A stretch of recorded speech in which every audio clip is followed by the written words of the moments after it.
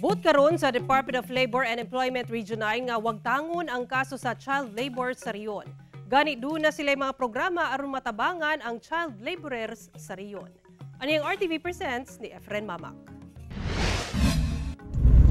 Mga bata nga konduktor sa jeep, mga bata nga namaligya og isda sa public market, pipila lang kini sa mga trabaho sa mga menor de edad nga makonsiderang child labor. Matud sa Department of Labor and Employment Region 9, base sa tala sa Philippine Statistics Authority, ana sa 2.1 million ang child laborers sa nasod sa tuig 2011. Sila, mao mga batang nag-edad 5 hangtod 17 anyos nga imbes magdula og makaeskwela, nagatrabaho og bugat nga posibleng makadaot sa ilang physical and mental development.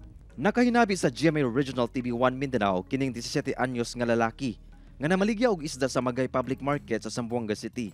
Matud niya, naundang siya og eskwela og namaligya na lang og isda aron makatabang sa pamilya. Para makapera.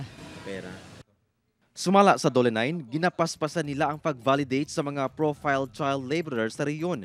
Gani, ana sa 6,000 ka mga child laborer ang na-profile na nila sa pagkakaroon. Since 2017, we doubled our effort in validating that data. And during our validation, laman namin na mayroon pala talagang child laborer na nandito, not only dito in our region, but in other regions as well.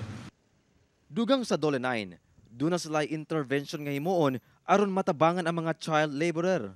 Sumala sa Dole, ang child labor hugot nga ginabawal ubos sa Republic Act 9231 kon anti-child labor law. We referred the profiled child laborers to the concerned government agencies like the Department of Education para makabalik sila sa school, makaabil sila sa alternative learning system, sa Department of Health para sa health needs ng mga kabataan, at saka local government units.